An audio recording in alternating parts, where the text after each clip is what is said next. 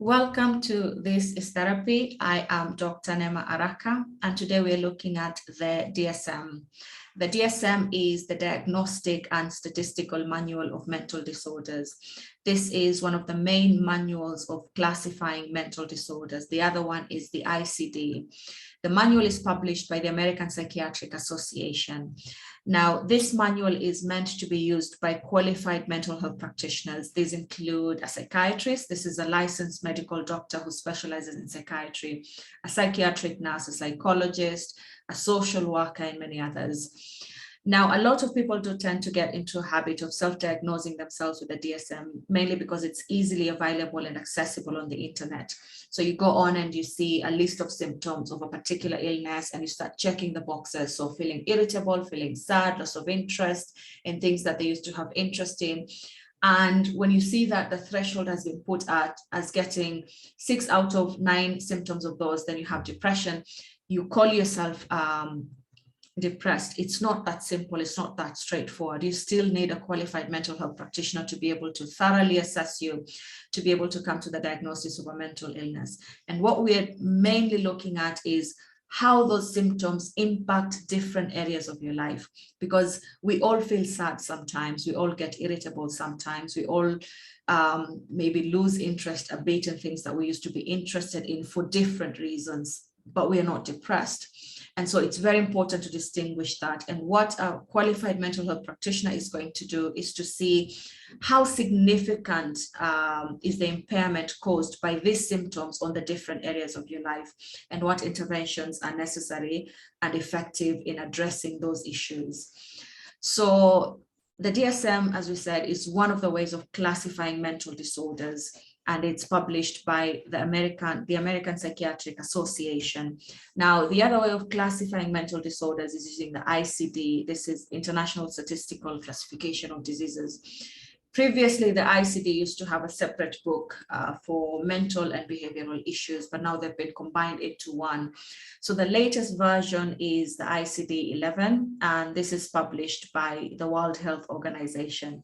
So the difference between ICD and DSM is one, ICD is published by the WHO and DSM is published by the American Psychiatric Association.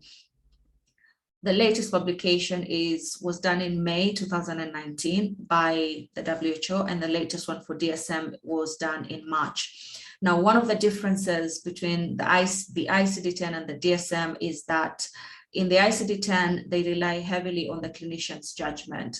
The information acquired is qualitative, whereas in DSM, we rely on the diagnostic criteria. Yes, the clinician is going to assess you, and using that assessment combined with the diagnostic criteria, there's a threshold in the symptoms that you're supposed to have. For instance, in bipolar, there's a certain number of symptoms that you need to have to be able to qualify as having bipolar 1 disorder. Now, coming to the first DSM, this was published in 1952, and it was based on Freudian theories. Now, Dr. Adolf Meyer, who was a psychiatrist and one of the presidents of the American Psychiatric Association, said that mental disorders represented reaction to the biopsychosocial factors. Now, this biopsychosocial factor has evolved into a model that we currently use in our assessment of psychiatric illnesses. The term that kept recurring in the DSM-1 is reaction and neurosis. And we'll find out what happens in the next edition to these two terms. Mental disorders were classified into 2 main causes, one by the brain dysfunction and 2 by environmental factors and maladaptation of an individual to those environmental factors. Now, this sparked a lot of DSM-1 sparked a lot of criticism. We're not going to get into that a lot, which has led to the many revisions that it has got over the years. So one of the criticism that it got was from a psychiatrist called Thomas Saz, who said that we use mental illnesses to hide our moral conflicts. And another sociologist, Arvind Goffman, who claimed that classification of mental illnesses is a way of society controlling the nonconformists, people who didn't belong in the society. And this led to many changes. It was around this time when the gay rights movement wanted homosexuality, which was included as a diagnosis of sociopathic disturbance, removed. And in the next edition, that was successfully removed. So the number of mental disorders went up. They still based it on Freudian theories of psychodynamic, so not scientific yet. The definitions were expanded. So before they were very simple and straightforward.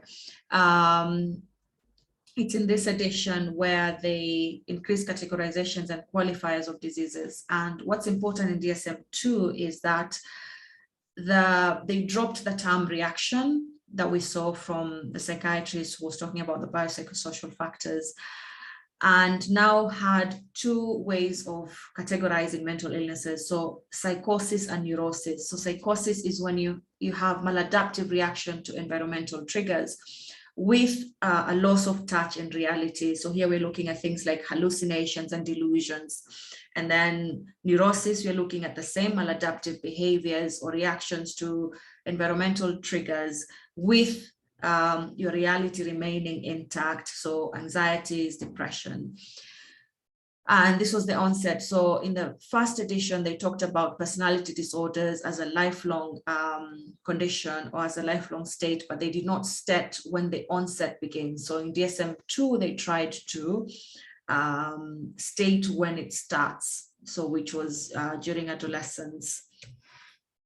DSM-3 is the game changer in the DSMs. So this was published in the 1980, and it is considered the benchmark of diagnosis in psychiatry. And the reason for this is because they developed a medical approach to mental disorders. They wanted to align themselves with how physicians approach medical illnesses, which is scientific based. And so we relied more on scientific classification.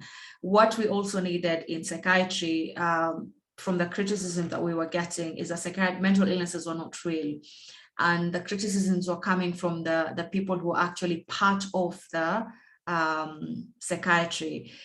So we needed to establish reliability in the DSM, such that if I examine a patient here in Kenya and I come to the conclusion that that patient has depression, a doctor, a psychiatrist in US, a psychiatrist in Australia, a psychiatrist in Kigali, in South Africa, is going to arrive at the same conclusion because the DSM has been standardized. So DSM-3 is when standardization began. It was also the time when they introduced novel disorders such as PTSD, ADHD. Then DSM-3 revision came out 7 years later. We had addition of mental disorders. There were uncertainties. There were some diagnostic criteria that were unclear. So they were addressed in DSM-3. There was renaming, reorganization, changing. Now, these incremental revisions that are being done from one edition to the other, you might find that a diagnosis has been deleted in this version, and then it was there in the previous one, and then it comes back again. So these are the changes that are being made, and they are made to address specific issues that are currently affecting different people in that particular time as universally as possible. So they started listing symptoms more specifically, and they were reinforcing that reliability using scientific-based evidence in approaching mental illnesses. Then DSM-4 came a couple of years later. There were more mental disorders, and here they had a team that did a thorough literature review on establishing a solid empiric basis for making new changes. Yeah, so when they were adding mental disorders, deleting or reorganizing, they had to make sure that they had very solid reasons for doing that. So in DSM-4, that's when we had the addition of the term clinically significant, which is how now we base our diagnosis. We anchor our diagnosis on mainly. So clinically significant distress in social, occupational, or other important areas of functioning. So you can feel like your thoughts are racing, but if it's not affecting critical areas of your life, critical areas of functioning, then that may not qualify as a mental disorder. And in DSM-4 is when they had very close collaboration with the ICD team, which resulted in increased congruence in the two systems. So this is where the increased similarities between ICD classification and DSM got very similar. And then DSM-4TR is a revision of the DSM-4. It came again a few years later. So that one was in 1994. 6 years later, we had DSM-4TR. And some diagnostic criteria were updated and revised. This is when they incorporated this system of multi-axial diagnostic system. Some people still use it. So axis one, where you do the clinical syndrome, what's the major disorder that you're dealing with at that particular moment. Then the second axis, you're looking at stable enduring problems such as mental retardation, which has now been renamed as intellectual disability disorder. And then axis three, what are the other general medical conditions, concomitant, what else do you have in that particular moment? And then what are the psychosocial environmental issues? And lastly, adaptive functioning is assessed. So what happened is the next edition, they dropped the multi-axial diagnostic system in DSM-5, which was published 13 years later. So the DSM-5, you can see one of the changes is how they name it. So before we've been using the Roman numbers. So it was DSM 1, 2, so you can see 4, and now we've gone from 5 to these 5.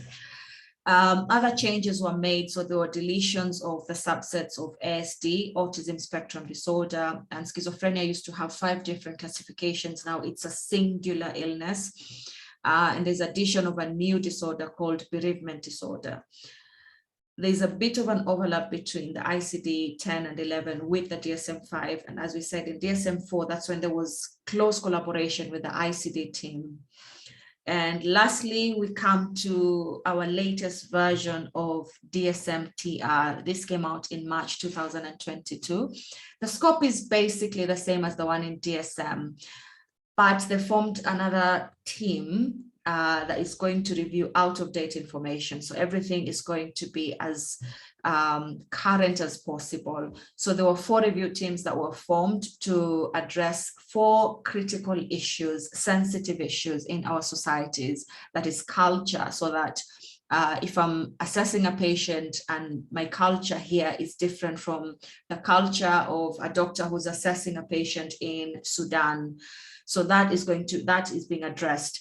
So we're looking at culture. The 4 groups are looking at culture, sex and gender, which is becoming a big issue that requires mental health attention, to suicide as well, and forensic. So a special focus is being put on racism, discrimination, and use of non-stigmatizing language. So we can see, for instance, with suicide, non-stigmatizing language would be that we no longer use, committed suicide. Now we say died by suicide, and that is an effort to decriminalize suicide among those affected. So there are other minor clarifications that were done on the diagnostic criteria. And an addition to the DSM-5-TR is the prolonged grief disorder. Yes, so thank you very much for listening, and join me in the next video as we look at other things in mental health. Thank you.